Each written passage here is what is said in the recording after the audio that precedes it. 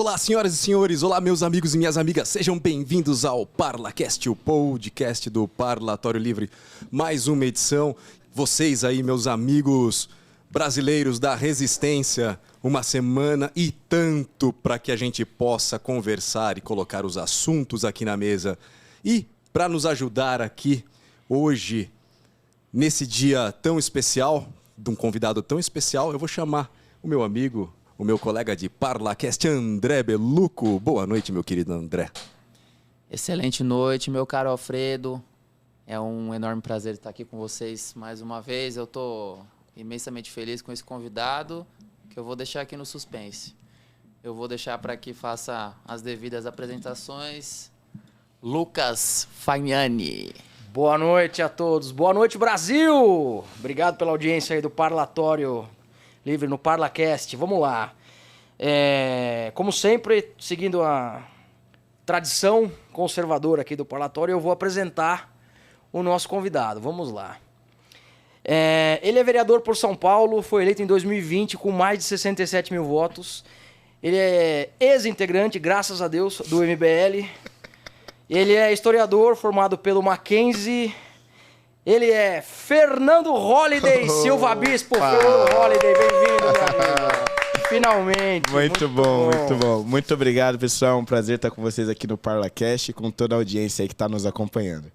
Fernando, bom, primeiro eu gostaria de saber, né, sobre a questão do seu nome, do Holliday. Eu andei pesquisando um pouquinho aí sobre a nossa querida Billie Holiday e eu queria saber qual a influência dela na sua vida, o porquê de adotar esse, agora nome, né, oficialmente nome. Exatamente. Né? Então eu queria que você contasse um pouquinho pra gente. Muito bem. Essa história do nome, ela começa, né, em 2015. Na época eu estava entrando pro MBL, né? E a ideia original não era ser um movimento político nem nada do gênero, era fazer um canal de YouTube ao estilo Felipe Neto, só que de direita, né? E falando sobre política. E aí a gente chegou à conclusão de que o meu nome era muito comum ou podia causar confusão, pelo seguinte: originalmente era Fernando Silva Bispo. Então, Fernando Silva existem vários aí pelo Brasil, né? E não ia ter como se destacar com esse nome. E Fernando Bispo poderia gerar uma confusão. A pessoa poderia pensar que eu era um pastor de igreja, alguma coisa nesse sentido. Então a gente falou, vamos procurar um nome diferente, um nome artístico pro Fernando, porque ele precisa se destacar como um youtuber. E a gente procurou vários nomes e tal. Assim, eu não vou lembrar exatamente quais eram os nomes que a gente chegou, mas eu lembro que quase foi Fernando Fucker. A gente chegou à conclusão Eu ia de falar, que não era uma boa ideia. Ainda bem que chegaram à conclusão. Não nesse ramo. Não nesse ramo. Não, tem uns que nesse ramo poderiam usar esse... Dependendo do ramo, é bem comercial, né? Porque o negócio é o seguinte, a gente queria falar para um público conservador e tal, liberal, enfim, não combinava muito. Aí a gente começou a procurar nos livros, revistas e tal, e aí eu lembro que passaram várias sugestões de nomes, até que a gente chegou num livro do Ryan Holiday. E eu não conhecia o Ryan Holiday, para ser bem sincero, eu até hoje não li o Ryan Holiday, e aí eles sugeriram um Holiday. Eu, a princípio, falei, é um nome meio de drag queen, né? Um negócio meio travesti, assim, então... Não gostei muito. Só que eu sempre fui muito fã de Billie Holiday. E eu falei, cara, na verdade eu acho que o Holiday pode servir como uma forma de eu fazer homenagem a Billie Holiday. E aí eu aceitei o nome e absorvi o nome. E por que eu era muito fã de Billie Holiday? Eu sempre me interessei muito pela história negra do Brasil e dos Estados Unidos, até como uma forma de rebater os meus professores em sala de aulas, dessa coisa das cotas raciais, etc., que com certeza a gente vai falar aqui ainda hoje no programa. E eu sempre me interessei muito por esse assunto. E eu gostava muito de uma música da Billie Holiday que tratava justamente sobre isso, né? Que é o Strange Fruit. Na verdade, não foi ela que escreveu, mas a interpretação mais famosa dela, onde ela fala dos frutos do Sul, né? Que ainda era uma realidade naquela época que ela vivia, no início do século XX, que eram os negros já no período pós-escravidão, que eram vítimas do racismo, etc., e eram pendurados em árvores, enforcados, etc. E ela dizia que os frutos, as árvores do sul produziam uns frutos estranhos com cor de vermelho sangue, né? Que era o sangue desses negros ali que sofriam no sul. Então eu gostava muito da música dela, da forma dela interpretar, e especialmente dessa interpretação dessa música. E foi uma forma aí de fazer homenagem a ela. Começou então como uma espécie de nome artístico, um apelido, e depois eu incluí no meu nome. E aí oficialmente hoje então eu me chamo Fernando Holliday Silva Bispo. Pois é, eu olhei lá e falei, pô, será que ele incorporou ao nome dele? Eu falei, pô, interessante, né? E ela teve uma vida bem sofrida. Bastante. A Billie Holiday tem uma história de superação, né? E tem tudo a ver com o que eu defendo também, né? Porque a Billie Holiday, naquele período, já não existiam políticas públicas como existem hoje, de ações afirmativas, cotas, etc. E mesmo assim ela conseguiu se destacar pelo seu próprio esforço e pelo seu talento. Então a Billie Holiday, ela é, de certa forma, um exemplo daquilo que eu defendo. É a pessoa negra que se destaca não pela cor da sua pele, mas por aquilo que ela verdadeiramente é. E superação. Né? Exatamente. No caso dela, uma excelente cantora que superou a sua realidade de pobreza, que superou a sua realidade de racismo, sem necessitar de um discurso vitimista, que a colocasse para baixo, ou que, de certa forma, condicionasse a existência dela e o sucesso dela à cor da pele dela. Isso nunca foi uma realidade na vida de Billie Holiday. E nem por isso ela deixou de discutir temas sérios como o racismo, como a escravidão, que foi, evidentemente, muito mais grave, principalmente pós-escravidão.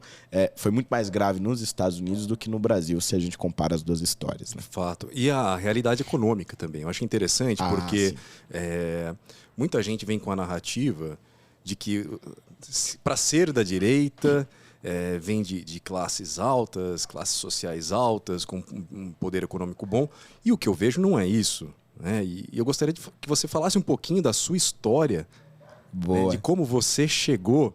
Você falou das cotas, dessas discussões com os professores. Então, tudo nasce daí também? Na verdade, eu diria até que a origem, né, dessa minha militância política, dessa pujança, assim, ela vem exclusivamente, quase, que do assunto cotas raciais. Porque, pelo seguinte, eu tinha um professor, um petista e tal, bem aguerrido ali na militância de esquerda, de língua portuguesa, Moisés, o nome dele, nunca vou esquecer. Eu estava na antiga 8ª série, né, que hoje seria o 9º ano, e aí a gente estava entrando no ensino médio, então, né? E aí esse professor estava falando sobre vestibular, Enem, etc. Em determinado momento da explicação, ele pega e para... mas, assim, algumas pessoas aqui na sala não precisam se preocupar tanto com o Enem, com o vestibular, como, por exemplo, fulano, ciclano, o Fernando, Beltrano e fulano. Aí, né, naquele momento... E aí ele continuou a explicação, como se todo mundo tivesse entendido. E eu não entendi, né? Falei, mas professor, só um minuto. Não entendi essa história, por que eu não preciso me preocupar tanto com o vestibular? Não, é porque tem as cotas raciais. E aí você, por ser negro, tem vagas reservadas, você só vai competir com pessoas negras. Ou então você vai conseguir uma pontuação a mais por ser negro. Assim, ele falou aquilo como se fosse um super benefício, né? Cadê o mérito? Caramba, você ganhou na loteria. E tipo assim, eu não tinha uma ideologia, um posicionamento político, mas aquilo naturalmente me incomodou. Um negócio assim, eu não esqueço essa cena até hoje, porque foi um negócio tão profundamente incômodo que eu fiquei assim, absolutamente indignado. Só que na aula eu não falei nada, então eu voltei pra casa e falei, vou pesquisar esse negócio aí de cota racial, porque eu não entendia mesmo, eu era bem ignorante nesse assunto. E aí fui pesquisar sobre cotas, etc. E aí cheguei nos autores que falavam contrariamente. Na época, o Reinaldo Azevedo ainda tinha os parafusos no lugar, era um cara que se colocava como de direita, tinha vários artigos na Veja falando contra cotas, etc. Cheguei em alguns artigos do Rodrigo Constantino e cheguei no Thomas Sowell, que é um economista norte-americano, negro também, e que fala muito desse tema. E aí eu fui construindo esse meu posicionamento. E voltei para a sala, discuti isso com o professor. Se gerou discussões realmente bem intensas. E aí eu fui me interessando cada vez mais por política e fui entendendo, peraí, essas pessoas que têm esse posicionamento se definem como? Se definem como de direita, ou são liberais, ou são conservadores, etc. Então é isso. eu sou um cara de direita e eu vou batalhar por essas ideias de direita. Isso foi me levando a outras ideias em outras áreas econômicas, de costumes, etc. E aí eu fui me posicionando cada vez mais assim e discutindo cada vez mais em salas de aula até que eu começo a gravar os meus vídeos. Então, o ponto de partida é a minha indignação natural e não estudada sobre as cotas raciais, que me impulsiona para o estudo e, por sua vez, me impulsiona a um posicionamento de direita. E o papel da sua mãe?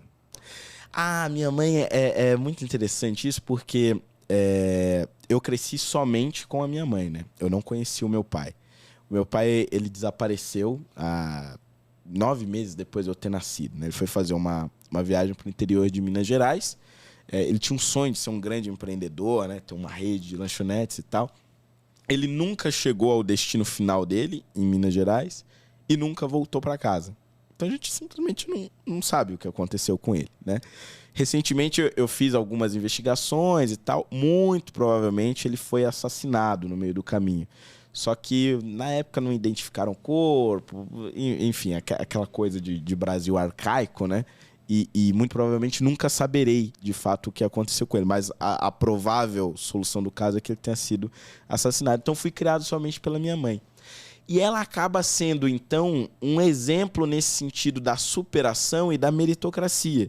Porque era uma mulher solteira, no meio da periferia, auxiliar de limpeza de um hospital público, que não deixou com que essa realidade afogasse ela. Né? Porque foram muitas as pessoas que, no momento que meu pai desaparece, falaram para minha mãe, e essa é uma história que ela me conta desde muito cedo, né? Do tipo, você não vai conseguir criar seu filho aqui, né? No meio da favela, cercado pelo crime. Ou ele vai virar traficante ou ele vai morrer.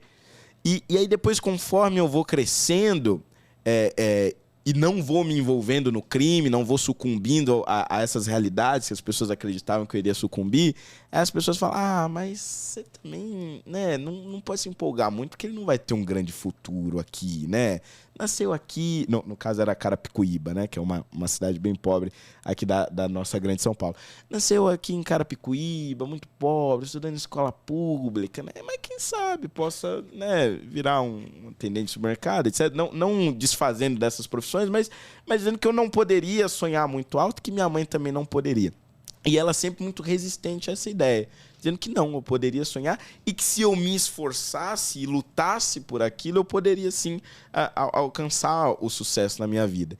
Então a minha mãe ela foi muito encorajadora nesse sentido, mas não só no discurso, na própria vida dela mesmo, né? O fato dela ter sobrevivido a todos esses fatos e ter se mantido com uma rocha absolutamente firme, mesmo com o desaparecimento do marido com o qual ela estava casada há cerca de 2 décadas, mesmo criando um filho sozinho na periferia, mesmo cercada pelo crime, mesmo cercada por todas as dificuldades sociais, ela não desistiu e ela continuou em frente. E ela transmite, então, essa coragem e esse combustível de se manter firme nas suas metas para mim.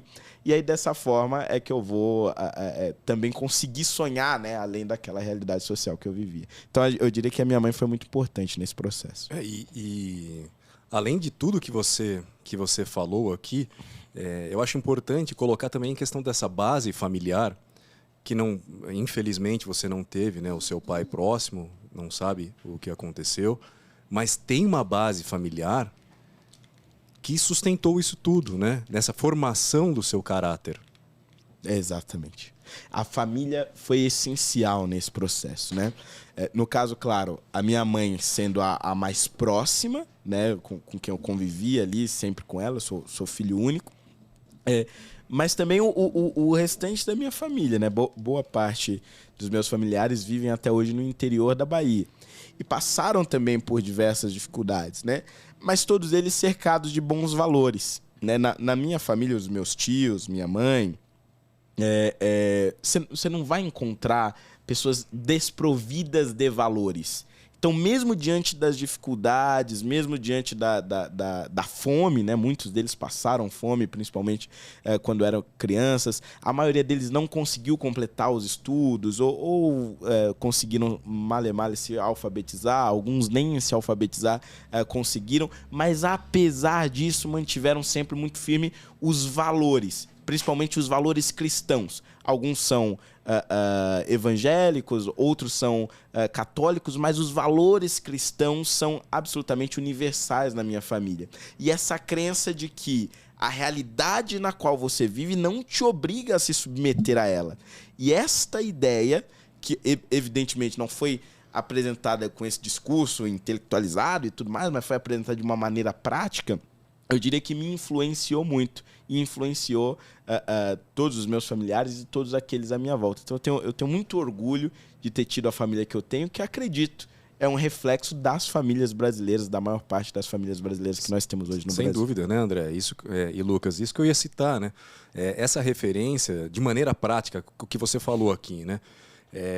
A gente vê, até com o que está acontecendo hoje no Brasil, nas manifestações, a gente vê muitas famílias, né? As pessoas que estão lá com suas famílias, eles brincam, né? As tias do Zap, pessoas que às vezes não têm muita informação e formação, mas tem algo que você citou aqui que é muito importante, que são os valores. Exato. E esses valores também se tornam referência quando você tem essa parte argumentativa. Eu sinto isso em você, né? Então, eu acho que isso é importante, e eu não sei como você enxerga isso hoje, nessa realidade brasileira, dessa destruição dos valores. Isso é realmente muito preocupante, né? Porque é uma destruição que não é visível a olhos nus, né? Os próprios valores não são muito visíveis a olhos nus. Então, ele vai sendo destruído pelas beiradas e vai mirando principalmente as próximas gerações. O que eu vivi na minha vida escolar, por exemplo, foi justamente isso, uma tentativa constante de destruição dos valores familiares. Uma história que eu sempre conto, e acho muito interessante, e eu contava principalmente no contexto da discussão da escola sem partido, né, que eu acho que tem muito a ver com isso. O Miguel, né? Exatamente, com o Miguel Najib e tudo mais. Por volta da minha 6ª série, que seria hoje o 7º ano, né? Eu tive um professor de história, curiosamente matéria que eu me formei depois, que ele era ateu e comunista, até aí nenhum problema, né? Só por ele acreditar nisso, mas que ele se sentia incomodado com os alunos, que em sua maioria tinham entre 12 e 13 anos, não terem as mesmas crenças que ele.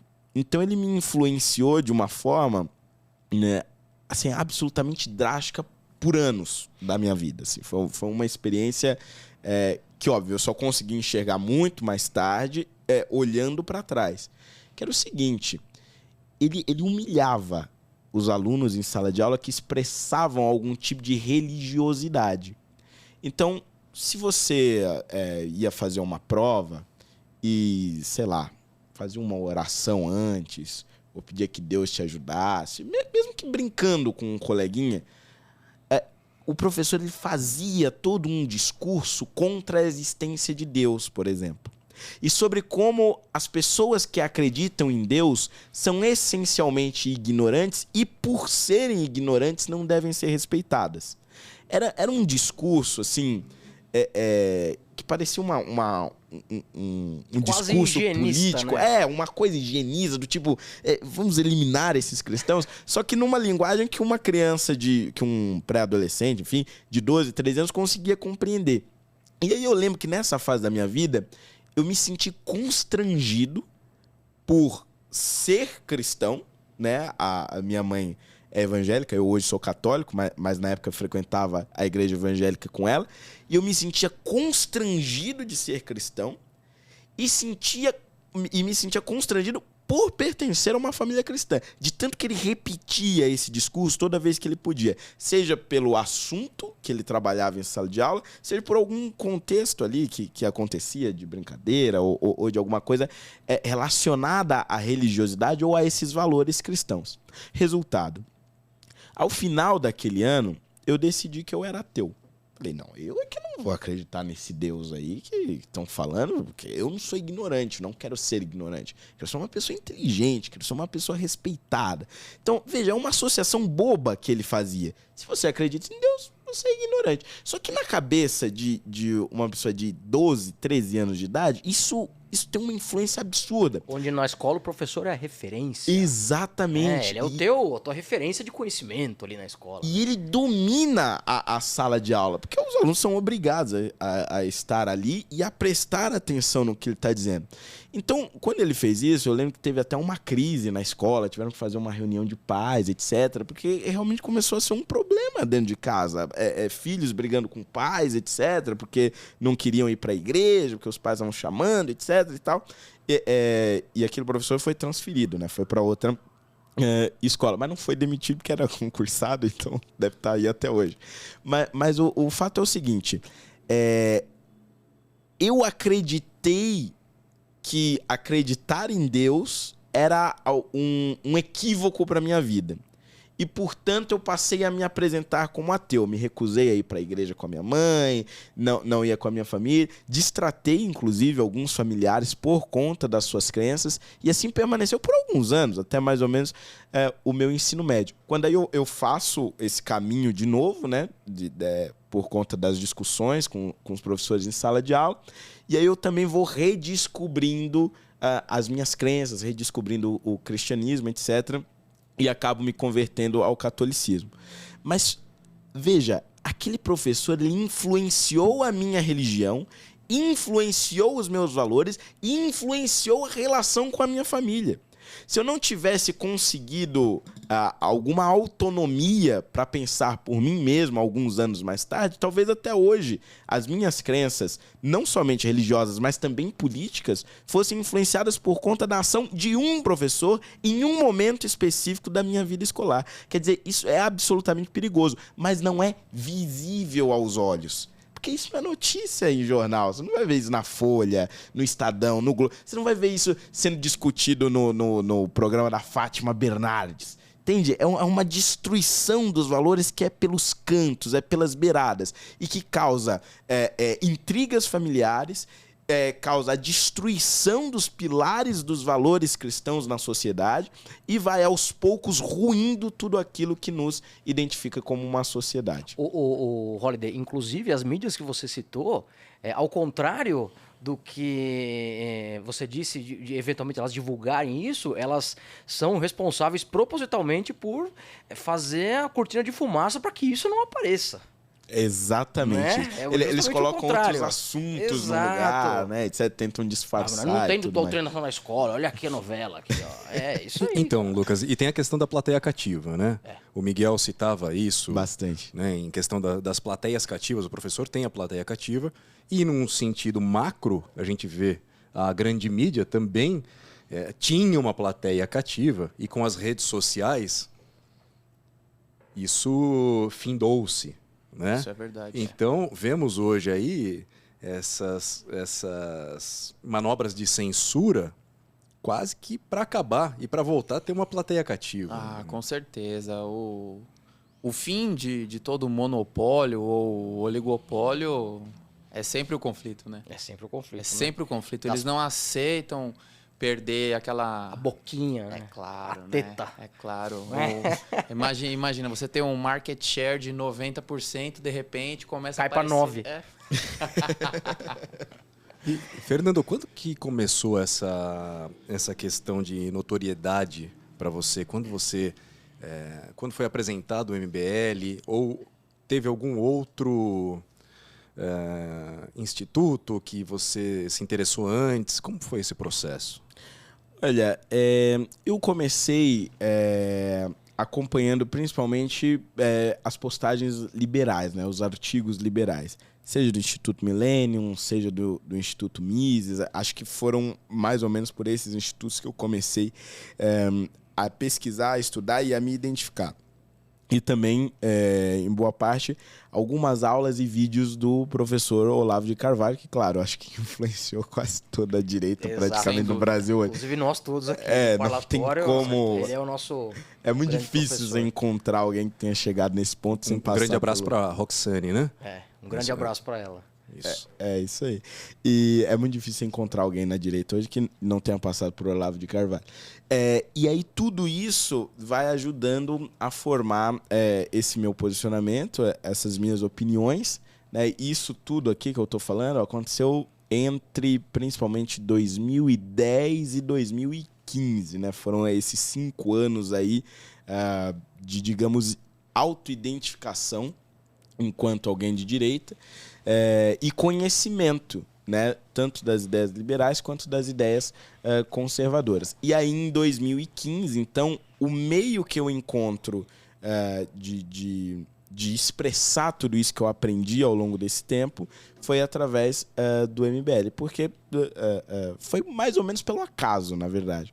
Eu gravei alguns vídeos falando sobre política, falando sobre os mais diversos assuntos, e comecei a mandar para páginas aleatórias de direita pelo Facebook, né? Na época o Facebook era a principal rede. E aí, em 2015, uma das páginas ligadas ao MBL me responde, né? E me convida, então, a participar do projeto que seria um canal de YouTube de direita falando sobre esses assuntos. Porque, você fala muito bem, etc., vem para cá e tal. E aí tudo aquilo vai se transformar nos movimentos contra a Dilma, né, ao longo daquele ano, e aí o resto da história a gente já sabe. Então, eu me torno uma figura pública a partir do momento em que eu já tenho consolidado esses meus posicionamentos, apesar de muito jovem, né, porque eu tinha 18 anos de idade, e quero expressar isso e quero converter ainda mais pessoas. E essa é uma felicidade que eu tenho, né? Todas as vezes que eu recebo a mensagem de alguém, ou encontro alguém na rua, ou em alguma manifestação, que fala, cara, eu passei a me interessar por política por você, ou eu me tornei de direita graças aos seus vídeos, né? Eu falo, cara, pelo menos na vida dessa pessoa eu cumpri o meu objetivo, que era justamente esse, né? De tentar influenciar outras pessoas a percorrerem o mesmo caminho que eu, principalmente outras pessoas jovens que tinham ali mais ou menos a mesma idade que eu. Né? E foram fenômenos, né? E você gostava de andar mesmo? Ou você foi de São Paulo a Brasília porque... Rapaz, o que foi aquilo? Cara, pois é, né? A gente teve ali em 2015 um período em que parecia que o impeachment da Dilma era uma coisa assim... uma teoria da conspiração. Tipo, não ia acontecer. Parecia inalcançável, né? Porque a gente tinha tido enormes manifestações, mas elas começaram a reduzir de tamanho, até porque o público começou a ver, a gente tá indo pra rua, mas não tá acontecendo nada, né? E o Congresso era muito distante da representatividade do povo, né? Não, era uma oposição muito ruim, porque não era uma oposição de verdade. Hoje a gente tá muito mais do que claro, né? Era o PSDB, aliado a alguns outros partidos que, no fundo, nunca fizeram oposição mesmo e não representavam os nossos anseios. Então aí a gente pensou, cara, vamos nos unir a vários outros movimentos, grupos, etc., para de alguma maneira tentar chamar a atenção dessas pessoas e manter o engajamento na pauta do impeachment. E aí a ideia foi fazer essa caminhada de São Paulo até Brasília, que durou 33 dias, para protocolar um dos pedidos de impeachment da presidente Dilma Rousseff. Né? E a gente conseguiu manter ali, por um bom tempo, essa pauta em jogo. Ao longo do caminho, a gente foi sendo recebido em várias cidades do interior de São Paulo, por pessoas que nos recebiam nas suas casas, nos seus sítios, ou em galpões mesmo. Às vezes a gente tinha que dormir dentro do ônibus e tal. Foi uma grande aventura, mas que foi criando um laço de compartilhamento e de ajuda entre as pessoas em torno de uma causa maior. Que é isso que, infelizmente, a gente não teve agora, né, nessas eleições. Né? Pelo contrário, a gente teve pessoas aí que se diziam de direita, mas lutando contra a maré. Naquela época, a gente tinha todo mundo unido em torno de uma causa maior e que eu acho que se expressou muito bem ao longo dessa caminhada até Brasília. Porque toda a colaboração, comida, lugar para dormir, enfim, toda a estrutura que a gente precisou ao longo daquela caminhada, a gente teve. E de pessoas das mais diferentes vertentes da direita. Eram libertários, eram liberais, eram conservadores, mas entendendo que naquele momento o melhor para o Brasil era tirar o PT do governo. E tanto foi bem sucedida essa união que a gente conseguiu, naquele mesmo ano, no final daquele ano, abrir o impeachment contra Dilma Rousseff. E ainda falando do MBL, nessa eleição, um movimento que lutou tanto para tirar o o PT do poder, nessa última eleição, praticamente a defesa do voto nulo causou um verdadeiro boicote à direita, ao Bolsonaro, né? E pode ser o que for, mas cara, a oposição ao Lula, eu tô junto, não importa. Né? Oposição ao PT. Então, o MBL, ao meu ver, passou a ser fez um boicote ao Bolsonaro, que isso favoreceu muito a volta, não voltou ainda, né? Mas a provável volta do PT ao poder aí ano que vem. Cara, o que aconteceu? Por que isso? Eu acho isso realmente muito triste. Não só pelo MBL, mas outras lideranças e outros movimentos que entraram também nessa onda do voto nulo. O Vem Pra Rua também entrou. Exatamente. Porque o negócio é o seguinte, o raciocínio de muitas dessas pessoas era o seguinte, o Bolsonaro não nos representa. Ao invés deles focarem nas convergências, focaram nas divergências e fizeram o seguinte raciocínio, não, mas peraí, se o PT voltar ao poder, a gente pode fazer uma oposição dura, firme, de novo. Voltar a aparecer. E mais uma vez, exatamente, e mais uma vez a gente atrai o público que a gente perdeu pro Bolsonaro. E mais uma vez teremos a chance, portanto, de nos reerguermos enquanto figura política, enquanto movimento, enquanto instituto, enquanto partido, seja lá o que for. Então, muito do raciocínio do voto nulo estava em torno disso, da ideia de que, enquanto oposição ao PT, eu posso recuperar um público que eu perdi para o Bolsonaro. E isso, para o meu grupo político, é mais importante do que o futuro do país. Isso é um absurdo.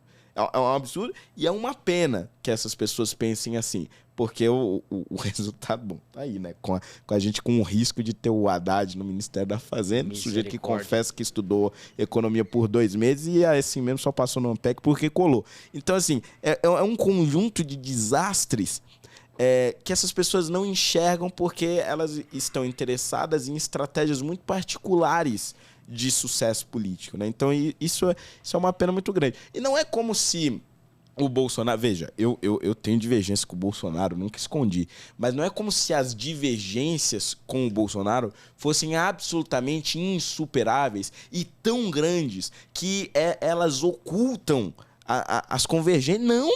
Não é isso, pelo amor de Deus. Tem mais convergência. Todas as medidas enviadas pelo governo Bolsonaro para o Congresso contou com o apoio de toda a direita, com algumas raríssimas exceções ali, alguma sanção de um projeto de deputado que se discorda, algum discurso que o tom foi equivocado, etc, etc. Mas os projetos em si, reforma da Previdência, reforma administrativa que estava sendo discutida e ia se encaminhar agora nesse próximo governo, muito provavelmente. Agora, com esse novo Congresso, a gente ia conseguir finalmente a redução da maioridade penal e tantas outras pautas nas mais diversas áreas. Privatização da Eletrobras, Correios, etc. Sejam econômicas, seja na área de segurança, enfim, as convergências evidentemente são muito maiores do que as divergências. E, infelizmente, a turma do voto nulo não foi capaz de deixar isso de lado. Então, eu acho que é uma falta de grandeza e uma falta de visão de país que, infelizmente, nos demonstra que essas pessoas têm uma pobreza de espírito muito grande. Né? Ou seja, e ainda cagaram pro Brasil e olharam pros próprios umbigos. Exatamente. E infelizmente. Com certeza, né? E ainda nesse sentido, eu vejo a eleição do outro lado como quase como um gráfico de pizza bem distribuído, porque é uma confluência de fatores. Esse fator do voto nulo, ele tem um pedacinho ali.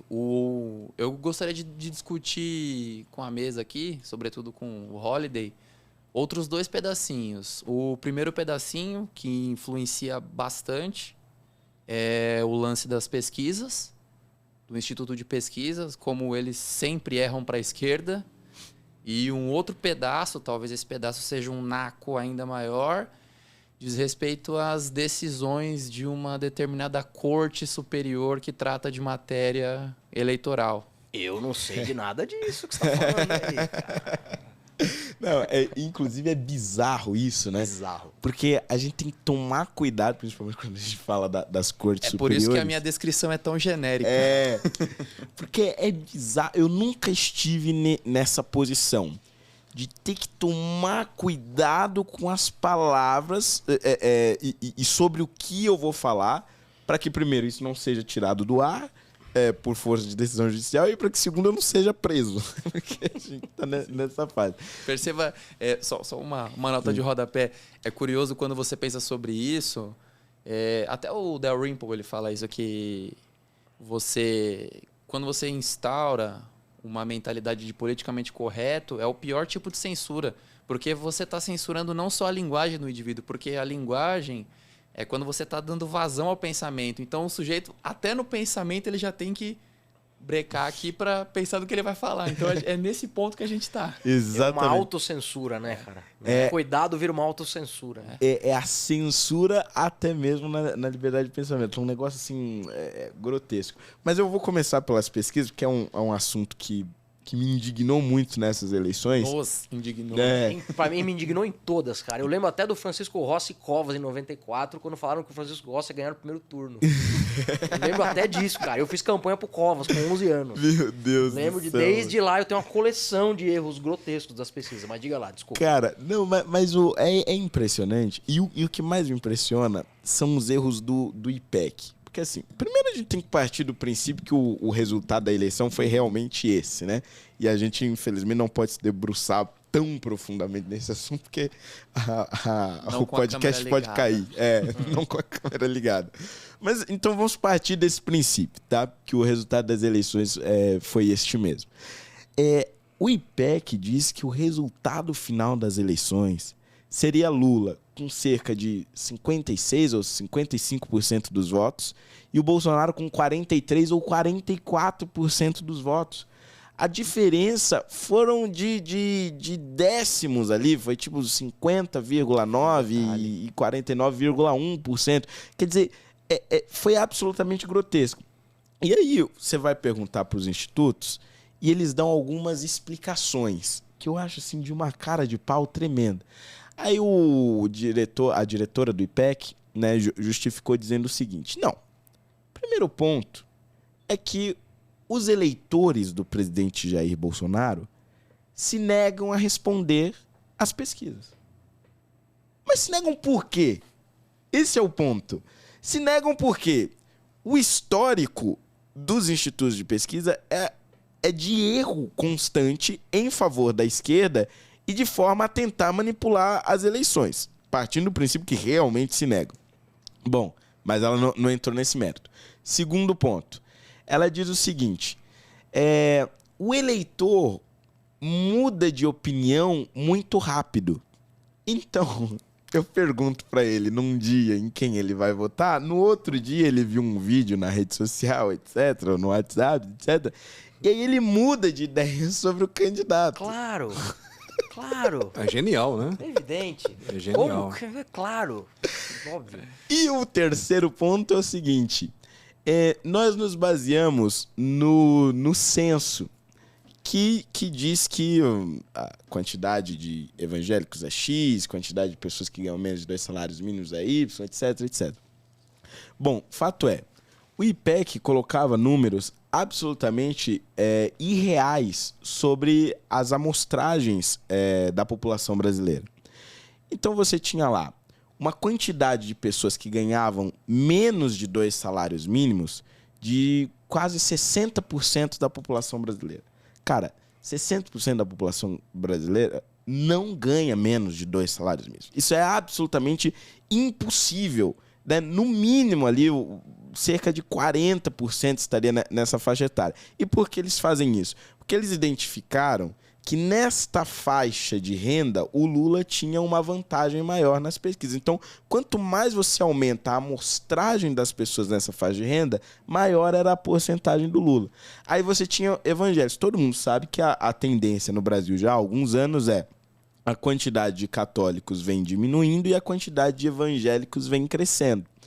A quantidade de evangélicos na amostragem de pesquisa do IPEC era de 28%, quando a maior parte das pesquisas indicam que já está em torno de 40%. Então, quanto menos evangélicos você entrevista, menos votos aparecia para o Jair Bolsonaro. E aí, o que fica parecendo? Fica parecendo que foi um erro metodológico, científico do Instituto de Pesquisa. Mas fato é que eles manipularam as amostragens para tentar colocar o Lula na frente. Então eles identificavam os grupos onde o Lula era mais forte. Então, o Lula é mais forte no Nordeste, então vou pegar uma amostragem maior no Nordeste. Ele é maior nessa faixa de renda, então eu vou aumentar aqui. Ele é maior nessa religião, então eu vou aumentar a amostragem nessa religião. E aí a aparência fica de uma pesquisa científica e séria, quando na verdade eu manipulei as amostragens para dizer que Lula está na frente das pesquisas por uma larga margem, mais de 10 pontos na frente ou cerca de 9 pontos na frente, que era o que dizia o IPEC.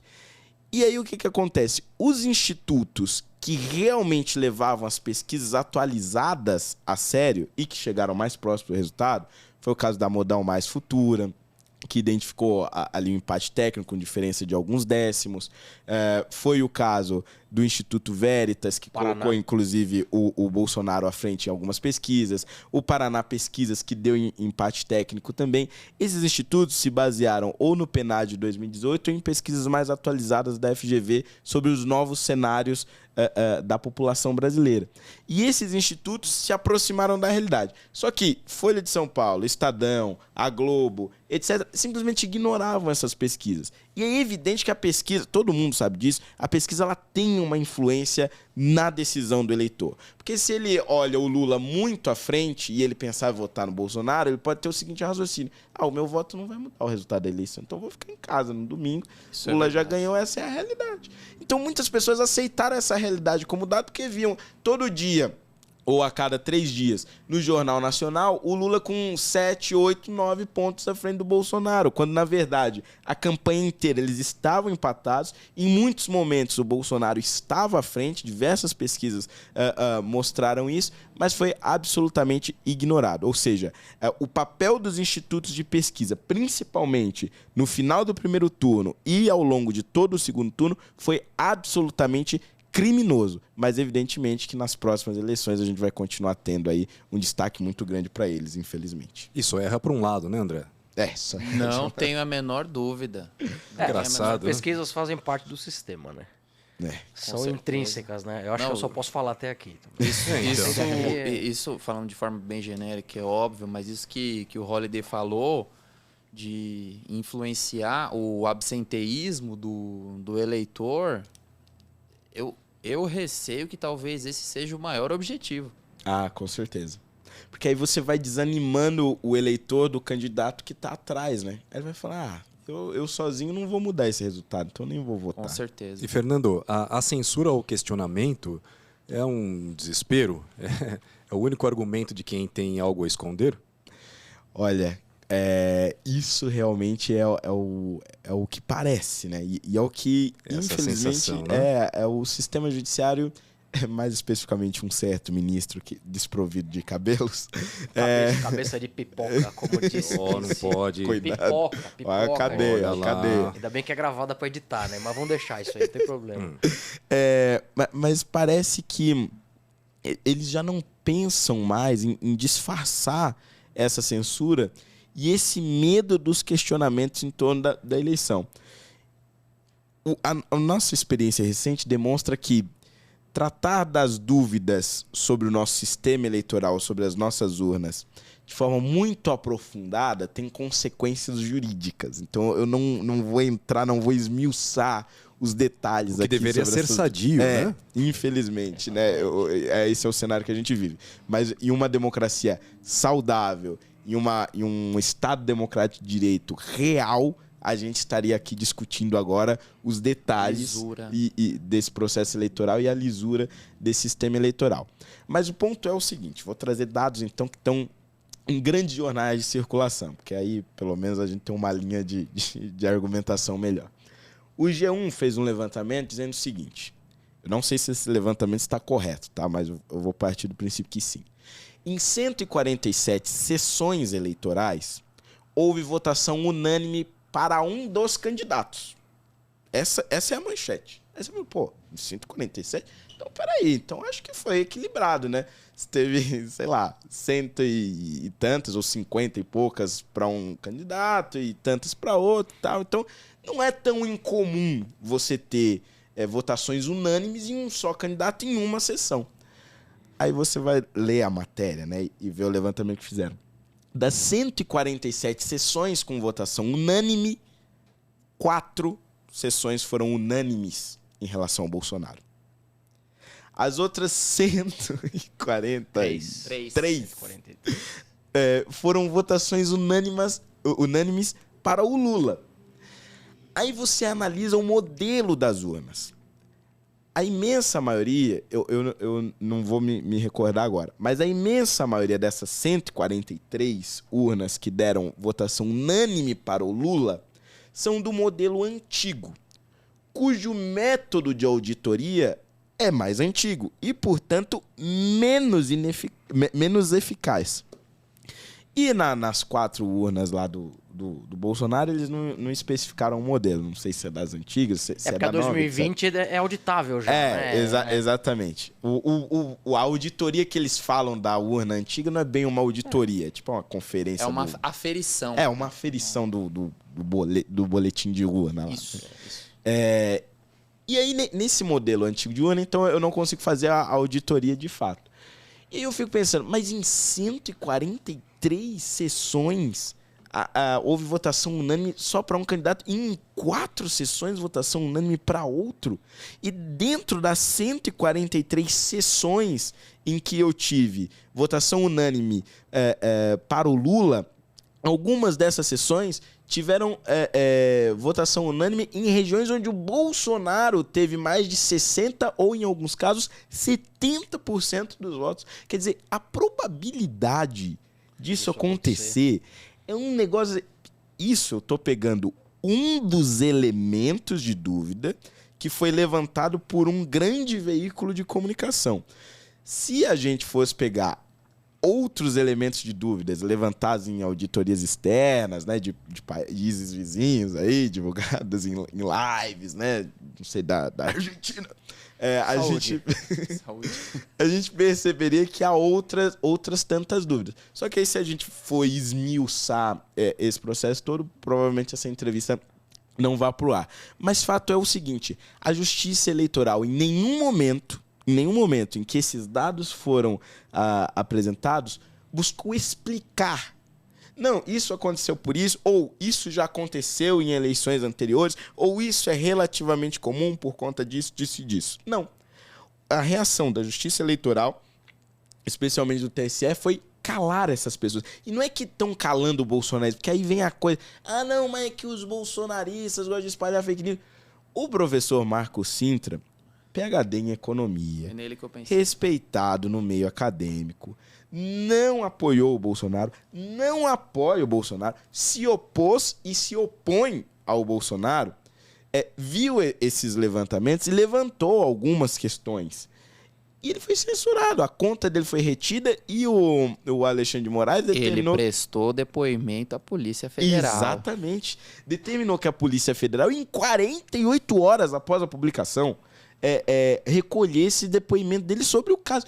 E eu fico pensando o tipo de depoimento. Porque não é como se ele tivesse feito uma afirmação do tipo houve fraude nas eleições, ou a Justiça Eleitoral é fraude. Não houve nada disso. Houve dúvidas. Então a Polícia Federal foi obrigada a questionar o Marco Sintra sobre os questionamentos dele. Quer dizer, virou crime eu questionar, virou crime eu levantar dúvidas sobre o sistema eleitoral brasileiro. É um ato intimidatório. Absolutamente. Né? Então, assim... Tanto que nós estamos aqui nesse momento medindo as palavras. Sim, onde Com um monte de palavra entalada na garganta e não podemos dizer. Exato, né? Você que está em casa, que está vendo através da televisão, do celular, do tablet, você tem que medir palavras, tomar cuidado para poder questionar alguma coisa. Tem, sei lá, me parece que quando alguém age dessa forma, pode ser que tenha alguma coisa errada. Não sei. Não sei, é só uma reflexão. E eu trago à baila também um comentário muito perspicaz de um convidado que nós tivemos. Ele falou assim: eu compreendo o fato de uma pessoa não querer constar num inquérito, num processo, porque eles vão fazer uma devassa na tua vida. Agora, você não querer dar nenhum tipo de satisfação e perseguir quem pergunta, no caso de uma instituição, você como pessoa física, ok, você não querer dar muita satisfação. Agora você, enquanto instituição pública... Teria a obrigação moral de dar uma devolutiva. Institucional. Exato. E outra coisa, pontuar aqui importante, a gente tá medindo palavras aqui, mas a censura não é só pra gente aqui não. É que nós estamos gravando podcast e estamos colocando essas palavras na mesa.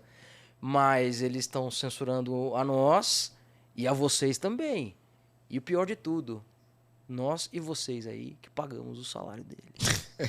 Verdade. Isso é o mais legal de tudo. Mas enfim, eu não sei o que eu posso falar. Olha a situação. Caso o Lula venha, né, a assumir em janeiro... Esperança é a última que morre. Né? Mas a gente não pode falar disso.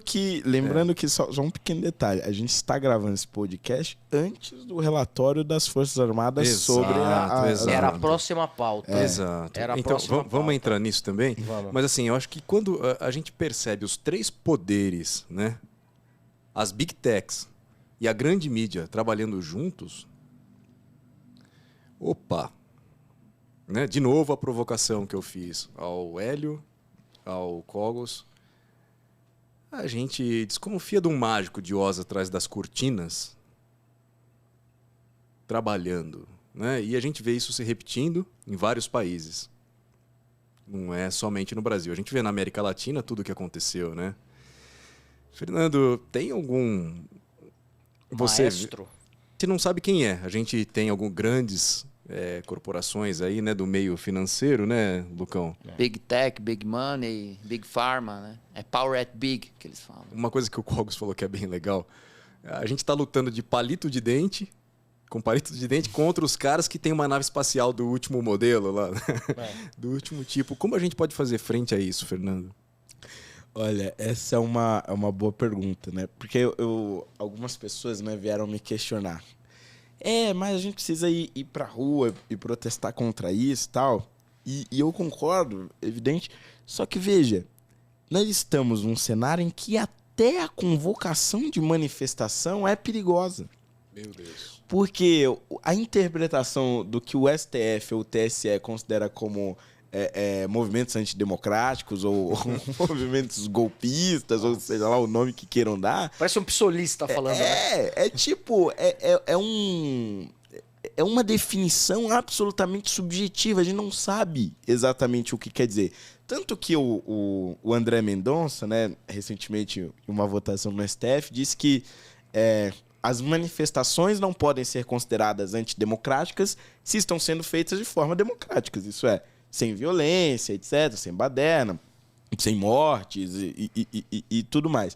Aí a manifestação a manchete da Folha foi: André Mendonça diz que manifestações antidemocráticas não podem ser consideradas antidemocráticas. Foi essa a manchete, ipsis literis. Essa é a manchete. Ou seja, eu não sei se a interpretação do STF sobre manifestações antidemocráticas é a mesma da Folha, muito provavelmente é. E, portanto, se eu marco uma manifestação contra a censura e divulgo nas minhas redes sociais, eu não sei hoje, eu sinceramente não sei se eu não seria censurado, se eu não teria minha conta retida, ou se eu não seria convocado a prestar depoimento na Polícia Federal, ou pior, se eu não seria preso preventivamente por estar chamando uma manifestação. Então, veja, até as maneiras de resistência a esses grandes grupos que nós conhecemos estão em xeque hoje.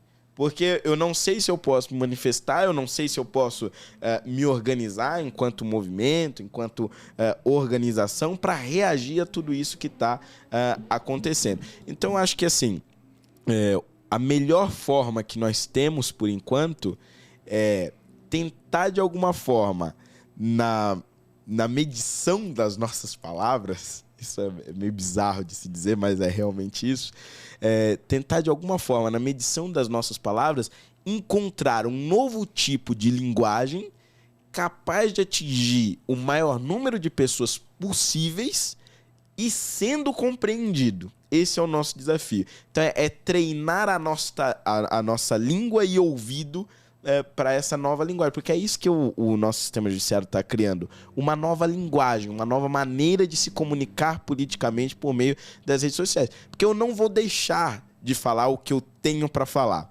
Mas a forma como eu vou falar, as palavras que eu vou usar e a linha, né, que agora tem uma linha aqui que eu preciso medir até onde eu posso ir, ela precisa ser compreensível para o meu público. Eu acho que esse é o nosso grande desafio hoje para a direita, pelo menos enquanto perdurar esse Estado, ou pelo menos até que o Senado reaja a isso. Porque a grande virada de chave está no nosso Senado hoje. Nós elegemos muito mais senadores que se identificam como de direita, que se identificam como conservadores e apoiaram o Bolsonaro na eleição, mas a gente não sabe quantos desses senadores vão ceder agora à pressão de um possível e provável futuro governo petista. Se estes senadores mudarem o perfil do Congresso, aí nós passamos a ter mais esperança, evidentemente. Porque com um impeachment de um ministro do Supremo, que nunca aconteceu na história do país, aconteceria pela primeira vez, eu acho que o recado de reequilíbrio entre os poderes estaria muito claro. E com isso a gente conseguiria frear esse avanço, né, de censura e de autoritarismo do judiciário. Só que o negócio é o seguinte: hoje a gente não consegue pressionar o Senado, porque a gente nem sabe se nós conseguimos convocar manifestações. Então acho que a primeira parte é essa, é superar esse desafio da linguagem, conseguir levar as pessoas às ruas, dessa forma enviar um recado para o Senado, para que o Senado aí sim reaja a esse autoritarismo e a gente consiga ter um reequilíbrio de forças. O Senado dá esse recado, né? Quem tem cu tem medo, né? Exatamente. Então, se um for empichado, opa, um já foi. Vamos arriscar ou vamos tirar o pé aqui? E eu digo mais. Os caras estão levando as coisas até as últimas consequências. E eu acho que nem precisaria chegar a ser empichado. Só de abrir o processo. Né? Eu acho que já daria uma bela retranca. Uma chacoalhada boa ali. Mas esse equilíbrio de poderes tem que ter alguém prezando por isso. Um líder. Tem que ter alguma instituição dentro da nossa Constituição que possa... André, você que é advogado. Não faz isso. Meu negócio é elisão fiscal. Eu não quero saber de Constituição. Temos outro advogado ali, nosso caro Vinícius, que está por trás das câmeras aqui. Mas, Fernando, como que a gente pode, quem que pode estabelecer esse equilíbrio de poderes? Com quem que a gente pode contar ou não pode contar com nenhuma instituição? A gente deveria estar contando com o nosso legislativo, né? Porque esse é o ponto, né? A gente fala muito da divisão entre os três poderes e tal, essa coisa de Montesquieu, mas fato é que, dentre os três poderes, o mais representativo e, portanto, aquele que tem uma conexão mais direta com a vontade do povo é o legislativo, porque são as pessoas que a gente vota, tem uma gama enorme ali de deputados e senadores dos mais diferentes perfis, que representam os mais diferentes perfis que nós temos na sociedade, e, portanto, ele é o poder mais representativo. Logo, essa coisa de igualdade entre os três poderes, ela é relativa, porque o poder legislativo, por ser o mais representativo, deveria, portanto, ser o mais poderoso, logo aquele que põe ali o ponto final, né, nas grandes disputas. Só que fato é que nós tivemos, ao longo das últimas décadas, um legislativo de rabo preso. E rabo preso no judiciário, o que é pior ainda, por conta de esquemas de corrupção, etc, etc, etc. Então, esse histórico de legislativo com rabo preso e rabo preso na mão do legislativo faz com que ele tenha se apequenado ao longo dos anos. Mas é lá que reside a nossa esperança. Só que a maneira de pressionar esses caras é indo para a rua. Então, eu acho que essa é a barreira principal que a gente precisa ultrapassar. É conseguir fazer grandes manifestações. A gente teve, recentemente, movimentações dos caminhoneiros, alguns protestos em algumas capitais, principalmente, mas a gente precisa fazer realmente grandes mobilizações, como nós tivemos pelo impeachment da presidente Dilma Rousseff. E pressionando o legislativo, ele consegue frear isso. Porque é o legislativo que tem o poder de derrubar o presidente da República, de derrubar ministros do Supremo, e é o legislativo que, inclusive, tem o poder de se autorreformular, né, no sentido de refazer reforma eleitoral, reforma política, etc, etc. Então, o poder está concentrado ali, mas ele só age, principalmente no Brasil, por meio de pressão. E o judiciário hoje conseguiu travar esse mecanismo de pressão, que é a nossa maior arma hoje para pressionar o poder legislativo e, portanto, fazer essas transformações tão necessárias. André do céu, já não sei mais por que caminho seguir. Eu trago um comentário também para incrementar essa visão, que os membros do Legislativo, eles estão sujeitos ao crivo de quem o colocou ali, né? Então, qualquer erro que ele cometer, e essa eleição ficou bem claro isso, vários ícones da direita, eles não foram eleitos, né? Então, a gente pode citar aqui Joyce Hasselman, Alexandre Frota e algumas outras aí. Aliás, o Frota virou petista, não é? Também. Enfim, então, um membro do Legislativo, ele sofre as consequências por seus atos. Agora, um outro comentário interessante, eu peço ao público que não acredite em mim, que eles coloquem um vídeo do encontro do Poder Judiciário. Tem um determinado ministro, cujo nome eu não vou mencionar, ele fala, olha, um membro do Supremo, depois que ele é empossado, ele não deve satisfação a basicamente ninguém. Ele não sofre nenhum tipo de retaliação e é o que você falou. O legislativo se apequenou diante dele. Então, esse é o tipo de situação que é até novo quando você vê alguns cientistas políticos falando, porque essa situação de agigantamento do judiciário é uma coisa relativamente nova na história das democracias, né? Acontece nos Estados Unidos, aconteceu na Venezuela, é um mecanismo muito forte da esquerda. As histórias se repetem, os processos se repetem. Completamente aparelhado pela esquerda, né? Ao longo dos Completamente. anos aí. Quantos ministros do Supremo hoje foram indicados pelo PT? Lula e Dilma. Eu acho que dos 11 são 8. São 8. É. Só 8, né? Porque o Temer Tá de indicou boa. um, Bolsonaro colocou Indicou 2 É. e o resto é isso. PT. Isso aí. E o Fernando, ele gosta bastante da classe artística, né? E vice-versa. Então, até gostaria que você contasse um pouquinho da história dos shows. Ah, verdade, verdade. A gente teve isso ao longo da campanha, da pré-campanha ainda, né? Aqui em São Paulo, que foi uma coisa assim inacreditável, né?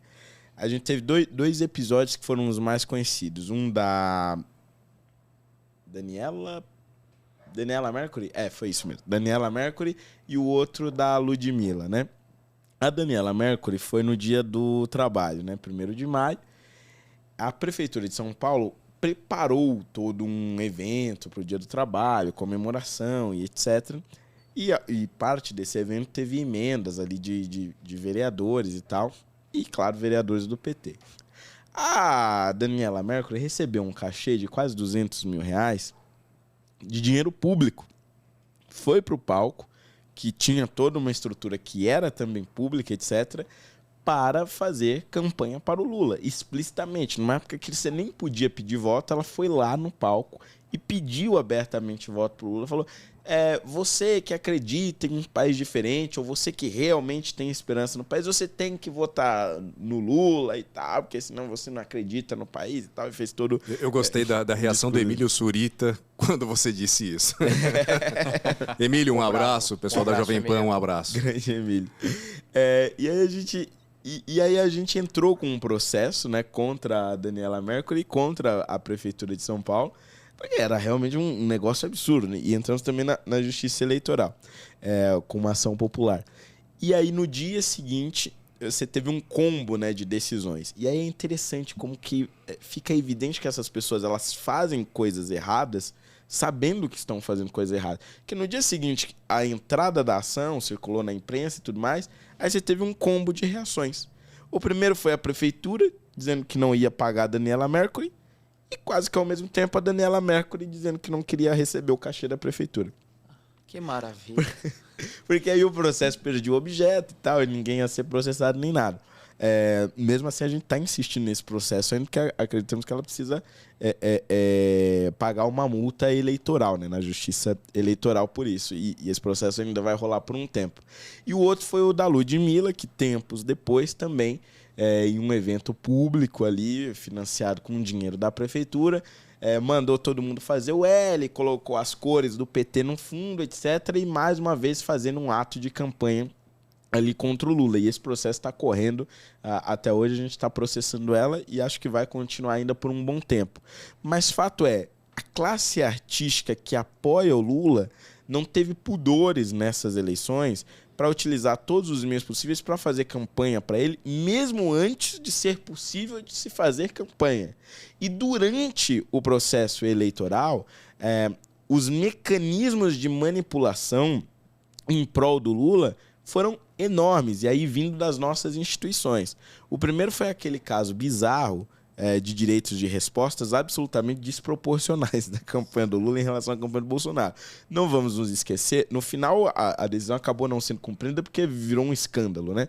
Mas a Justiça Eleitoral tinha concedido a Lula 164 direitos de resposta nas inserções comerciais de Bolsonaro.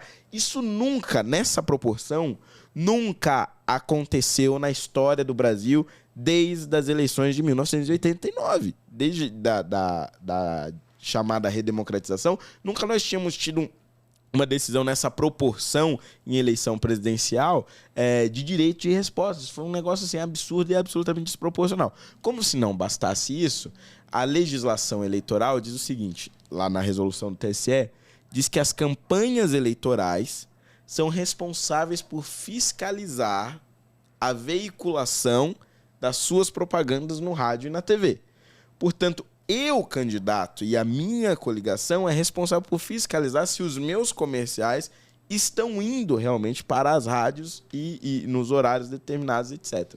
A campanha do Bolsonaro fez isso. Contratou uma auditoria que utilizava um software que ficava ouvindo os programas de rádio e vendo se as propagandas eleitorais estavam sendo exibidas.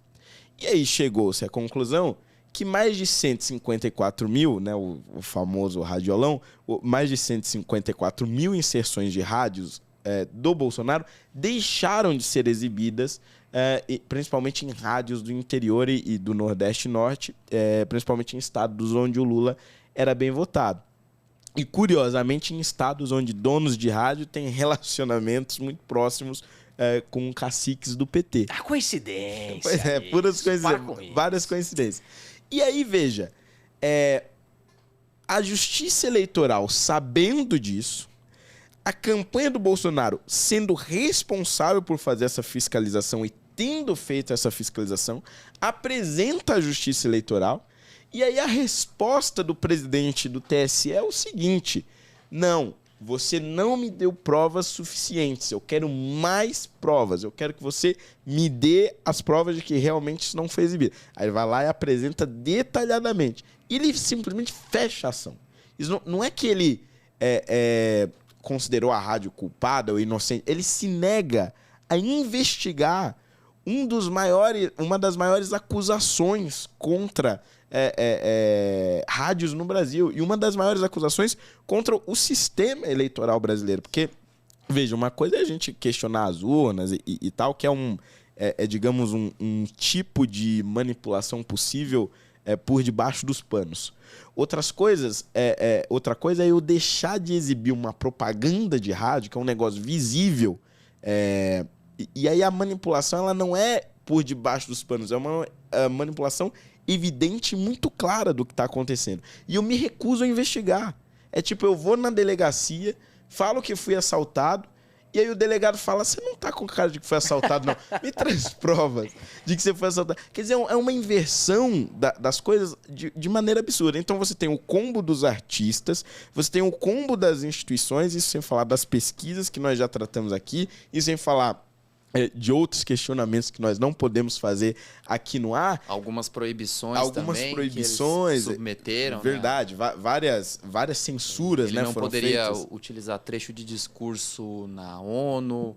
Eu vi até um caso de, se a memória não me trai, no interior de Minas, que acho que um sujeito estava com o carro inteiro adesivado. E teve que tirar, verdade, teve isso também. Então, assim, é um combo de ações que, na verdade, só prejudicaram o Bolsonaro. Sim. Se você coloca na balança... Outra coincidência, né, Lucas? Claro, coincidência. Se São você muitas. coloca na Evidente, balança as decisões em favor de Lula e as decisões em favor do Bolsonaro teve, tipo assim, sei lá, suponhamos que houve 200 decisões da Justiça Eleitoral nesse período. Isso foi um levantamento, se não me engano, da própria Folha de São Paulo. Das 200 e tantas decisões, 60 foram em prol do Bolsonaro. Mais de 140 foram em prol do Lula. Quer dizer, houve um tipo de indução ao eleitor muito clara e muito prejudicial para o nosso sistema eleitoral. E, para piorar, no pós-eleição, nós sequer podemos questionar esse sistema que aí elegeu esse crápula que eu... Enfim, É complicado. tem que evitar Bom, os adjetivos. Sabe mas que- eu até, perdão, só para ser justo, né? Eu falei classe artística, eu também faço parte da classe artística, e nós tivemos muitos artistas que se levantaram para defender a liberdade, né? Verdade. Os sertanejos, o Zezé, um abraço, Zezé, o outro sertanejo também, Gustavo Lima, Leonardo. né? Leonardo. Então, assim, eu preciso ser justo, né? Então, foi uma parte da classe artística que teve essa questão desse entrave, né? Que o nosso querido Holiday aqui colocou, tá? E a outra parte da classe artística está se levantando pela liberdade. Então, eu quero dar os parabéns para esses amigos, esses colegas do meio artístico que estão se levantando pela liberdade. Vocês têm o nosso respeito, e muito respeito. Tá? Desculpe a intervenção. Não, mas é importante. É importante, porque basicamente a parte da classe artística que foi contra, né, ou que foi a favor do PT, basicamente é a classe artística que tem abstinência de dinheiro público. Um abraço para o Digão do Raimundos e para o nosso querido Rodolfo também. Boa. O Holiday, mudando um pouco de assunto aqui, eu não sei se dá pra falar disso aqui, a treta do Ciro Gomes. Dá pra falar alguma coisa? Dá pra contar? Pelo menos resumindo, foi uma polêmica engraçada, eu acompanhei, ali foi sensacional, o bicho ficou bravo, repare bem. Não, e é engraçado essa treta do Ciro Gomes, foi em 2018, né? Nas eleições de 2018. Exatamente. Porque assim, eu não era candidato em 2018, eu não tinha absolutamente... Sim, claro. Lembrei. Eu sou um cara que tô sempre nos grandes assuntos, nas grandes polêmicas e tal. Continue, Assim, por favor. naquele momento, eu não tinha nada a ver com a campanha presidencial. Quer dizer, eu nem era candidato naquela eleição. E o Ciro, sem ser perguntado, em uma entrevista na Jovem Pan, falou o seguinte, na época eu era do DEM, né, o Instinto DEM, e aí ele diz o seguinte, eu posso até fazer uma aliança com partidos de centro-direita, como o Democratas, apesar de ter no partido aquele capitãozinho do mato, que é aquele vereadorzinho lá, como é que é o nome? Aí ele pergunta o nome, né? Aí alguém fala, é o Fernando Holiday. Esse cara aí e tal. E veja, o xingamento do Ciro, e é sempre bom fazer essa contextualização, e eu gosto sempre de fazer, porque muitas pessoas às vezes não entendem o que ele quis dizer com o capitãozinho do mato e por que esta é uma inferência racista. O capitão do mato era a figura na escravidão que era responsável por capturar os escravos fugitivos, basicamente, em resumo. Ou por açoitar, castigar os escravos desobedientes. E no geral, nem sempre, mas no geral, esse capitão do mato também era negro. Então, quando o Ciro Gomes diz que eu sou um capitão do mato, ele está dizendo que, por conta daquilo que eu acredito, já que eu não estou perseguindo outros negros com chicote na mão, por conta daquilo que eu acredito, eu sou um traidor dos negros.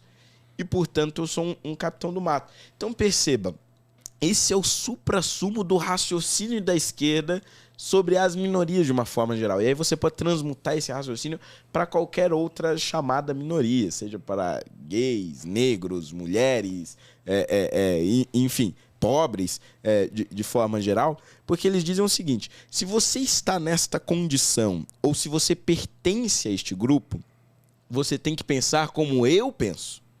E se você não pensa como eu penso, você é um traidor dessa causa. E contra você eu posso usar todas as armas possíveis. Então, se você é negro, e eu falei isso inclusive lá na super live do presidente, né, na época ainda candidato à reeleição, do Bolsonaro, esse é o suprassumo do raciocínio da esquerda. Portanto, se você é negro e não pensa como eu de esquerda penso, você é um traidor da raça negra. E eu posso ser racista com você, porque você não merece o mínimo de respeito. Esse é o raciocínio. Então, se você é gay e tá lá no Gays com Bolsonaro, né? Tem a página lá, Gays com Bolsonaro, etc. Eu posso ser homofóbico com você. Se você é mulher e é bolsonarista, eu posso ser machista com você e usar de todas as formas possíveis para te destruir, porque você está traindo o seu próprio grupo, porque somente dentro da esquerda é que nós defendemos verdadeiramente essas minorias. E veja, há aí então, no caso especialmente das pessoas negras, uma transmutação do conceito de senzala, que é aquilo que eu gosto de dizer sempre, não é um conceito que eu inventei, já está aí há um bom tempo, que é o da senzala ideológica. Então a senzala era, até o final do século XIX, um local físico onde eu colocava os escravos negros e os castigava, e os colocava para dormir e comer, e etc., em condições absolutamente, em sua maioria, deploráveis. E a partir do século XX, especialmente no século XXI, ela passa a ser uma senzala ideológica, no sentido de que, se você é negro, você tem que acreditar neste conjunto de ideias. E se você não acreditar nesse conjunto de ideias, eu passo a lhe perseguir. Então, o meu processo contra o Ciro Gomes foi uma reação a isso, de tentar dizer o seguinte: não, a minha cor da pele não define aquilo que eu acredito, assim como não define o meu caráter, assim como não define absolutamente nada em mim, a não ser a minha aparência, única e exclusivamente, né? E dizer o contrário disso é racismo.